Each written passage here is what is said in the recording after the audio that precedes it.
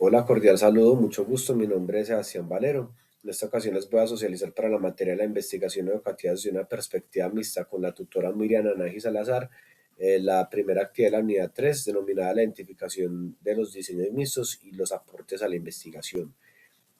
Esta actividad parte de lo que es la recomendación de un texto denominado La osadía en la investigación, el uso de los métodos mixtos en las ciencias sociales de Nora Isabel Mendizábal, la cual empieza hablando de que una de las principales premisas de los diseños mixtos es lograr una mejor comprensión de los problemas de investigación.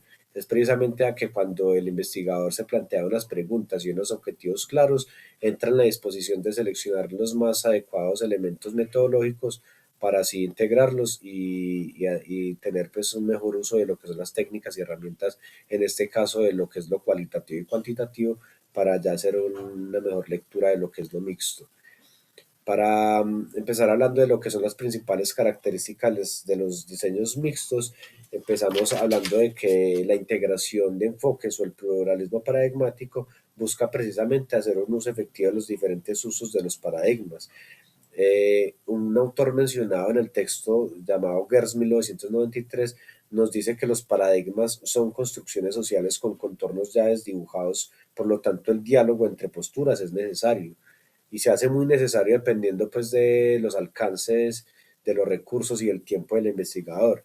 Precisamente Hernández Sampieri en sus diferentes textos de metodología de la investigación nos habla de que la integración, desde que esta integración metodológica permite una mayor comprensión de los fenómenos sociales.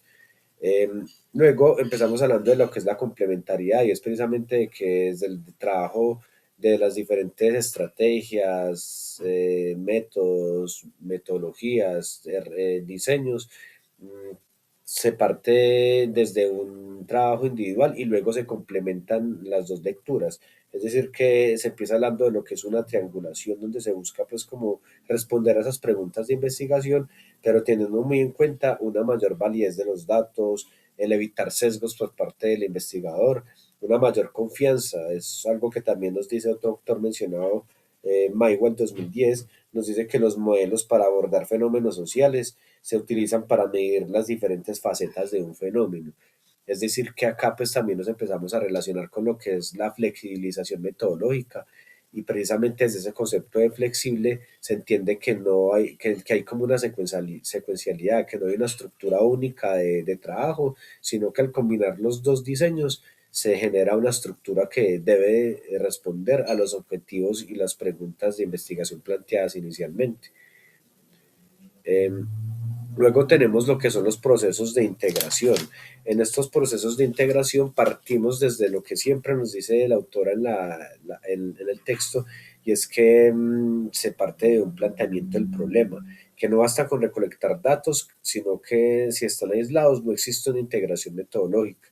Y es precisamente desde ese planteamiento del problema donde el identificador identifica las dimensiones del fenómeno de estudio.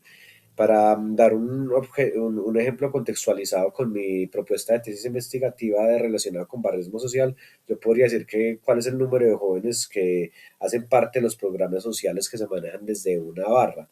Eh, Sería un dato cuantitativo. Pero si yo hablo de cuáles son las motivaciones para esos muchachos pertenecer a esos programas sociales, ya estaría hablando de algo cualitativo. Y es precisamente desde esa formulación de preguntas donde se debe tener muy en cuenta cómo responder a lo cualitativo y lo cuantitativo. Es decir, cómo se relacionan los niveles con las experiencias o cómo los indicadores empiezan a atribuir ciertos comportamientos.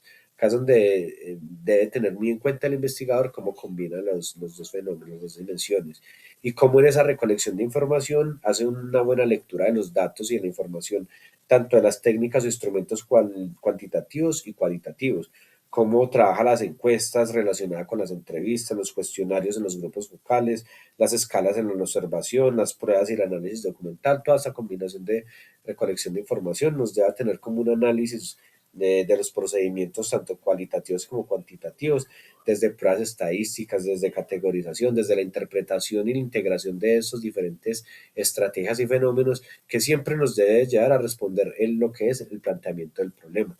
Empezamos hablando de lo que son las posturas críticas y dice pues que no hay un único estilo de investigación.